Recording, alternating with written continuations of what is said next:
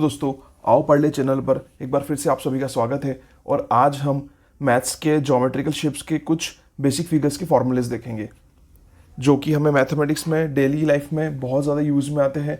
और मैथमेटिक्स के जब जैसे क्लास 6, 7, 8 जो कोर क्लासेस बेसिक क्लासेस होती है उनमें इन शेप्स को सबसे पहले पढ़ा गया था और वहीं से फिर इन शेप्स का यूज़ जो है आगे 9th 10th क्लास में भी आता है। तो इनके फॉर्मूलेस आज देख लेते हैं। जैसे सबसे पहले हमारे पास आ जाएगा रेक्टेंगल। रेक्टेंगल सभी को पता है कि रेक्टेंगल में टोटल दो तरह की साइड होती है, एक उसकी लेंथ होती है, दूसरी उसकी ब्रेड्थ होती है। तो अगर हमको रेक्टेंगल का एरिया निकालने के लिए बोला जाएगा तो उसके लिए हमारे पास फॉर्मूला रहेगा लेंथ इंटू ब्रेड्थ। उसके बाद में अगर कभी कभी क्या होता है कि रेक्टेंगल का एरिया दिया रहता है और लेंथ और ब्रेड्थ निकालना रहता है, तो उस केस में जैसे लेंथ ऑफ रेक्टेंगल पूछ लिया तो उसमें आपके पास में एरिया गिवन रहेगा, तो एरिया को अगर आप ब्रेड्थ से डिवाइड करोगे तो आपको लेंथ मिल जाएगी रेक्टेंगल की। उसके बाद में अगर हम पेरीमीटर निकालें रेक्टेंगल का, पेरीमीटर का मतलब क्या होता है, अगर हम रेक्टेंगल को चारों तरफ से एक लेस या एक रोप से अगर पूरा बाउंड्री अगर उसकी कवर करते हैं तो जो अपने को अमाउंट ऑफ रोप जो लगेगी उसको पेरीमीटर बोलेंगे कि टोटल पेरीमीटर हमारा कितना आ जाएगा रेक्टेंगल का। तो वो आ जाता है लेंथ और ब्रेड्थ को ऐड करके उसका ट्वाइस कर दीजिए तो हमको पेरीमीटर ऑफ रेक्टेंगल मिल जाएगा। उसके बाद में एक फॉर्मूला हमारा और होता है एरिया ऑफ 4 वॉल्स का।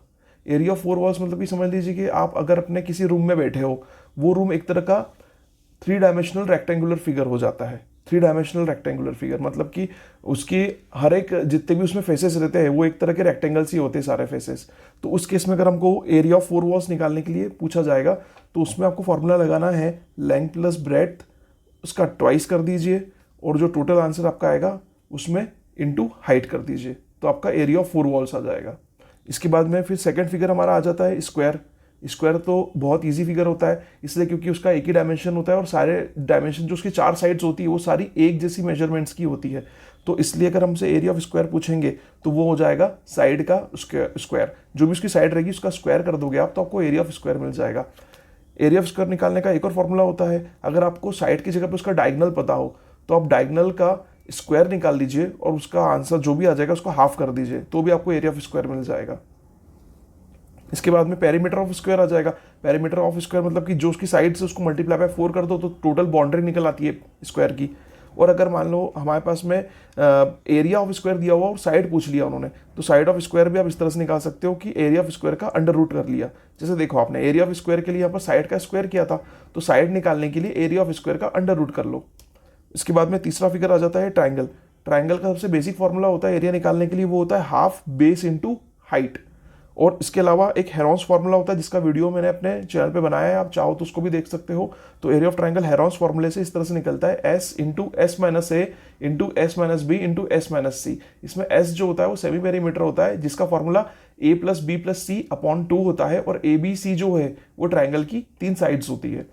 तो इस तरह से area of triangle Herons formula से इस तरह से निकाला जा सकता है। उसके बाद में स्पेशल कैटेगरी ट्राइंगल में इक्विलेटरल ट्राइंगल भी होता है। तो इक्विलेटरल ट्राइंगल के लिए डायरेक्ट फार्मूला आपको अगर पता हो तो बहुत इजी हो जाता है एरिया निकालना। तो उसका फार्मूला हो जाता है √3/4 इंटू साइड का स्क्वायर। जो भी ऐसी साइड जो इक्विलेटरल ट्राइंगल में सारी साइड्स इक्वल रहती है तो ऐसी साइड जो हमको गिवन रहेगी उसी का हम स्क्वायर कर देंगे और उसको मल्टीप्लाई बाय √3/4 कर देंगे।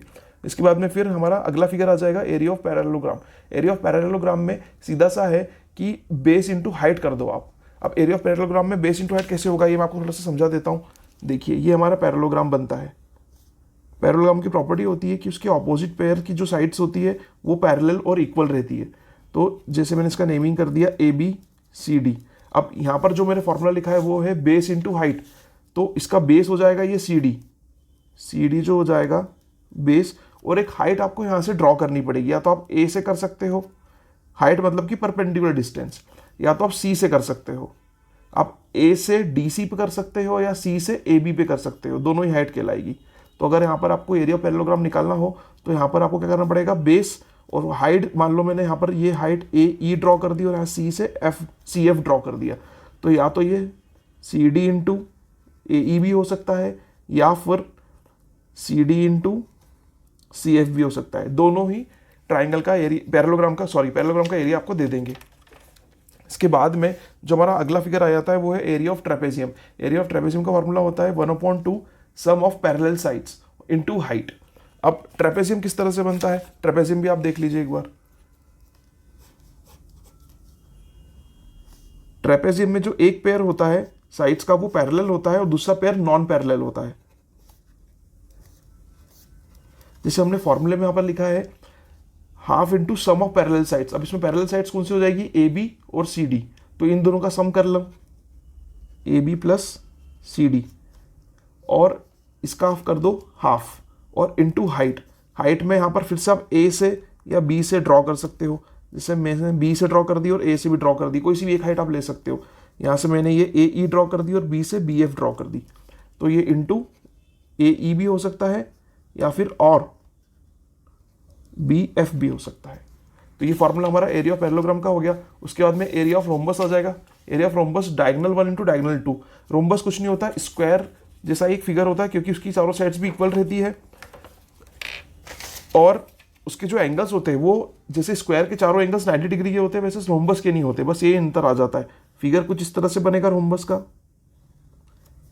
पैरेललोग्राम जैसे ही बनेगा, बस साइड्स इक्वल रहेगी चारों। तो यहाँ पर अगर आप इसके डायगोनल्स बना देते हो, जैसे मैंने इसकी नेमिंग कर दी ए बी सी डी, तो इसके दो डायगोनल हो जाएंगे, पहला बी डी और दूसरा ए सी। अगर मैं इसको नाम दे दूँ D1 डायगोनल और ये हो जाएगा मेरा D2 डायगोनल, तो फॉर्मूले के हिसाब से D1 into D2 divide by 2 ये आपको एरिया ऑफ रोम्बस दे देगा। इसके बाद में जो हमारा लास्ट फिगर है वो है एरिया ऑफ सर्कल। उसका सिंपल सा फॉर्मूला होता है is equal to pi R square. R जो होती है रेडियस ऑफ सर्कल होती है, और अगर उसका पेरीमीटर निकालना हो जिसे हम सर्कमफ्रेंस ऑफ सर्कल भी बोलते हैं, तो उसका फॉर्मूला हो जाएगा 2 पाई आर। तो हमने आज सारे बेसिक ज्योमेट्रिकल शेप्स के सारे फॉर्मूलेस देख लिए। आई होप कि आपको अब इनके एरिया पेरीमीटर निकालने में कोई प्रॉब्लम नहीं होगी। मेरे चैनल को लाइक शेयर और सब्सक्राइब कीजिए और अपने फ्रेंड्स के साथ भी शेयर कीजिए। Thank you so much, have a nice day.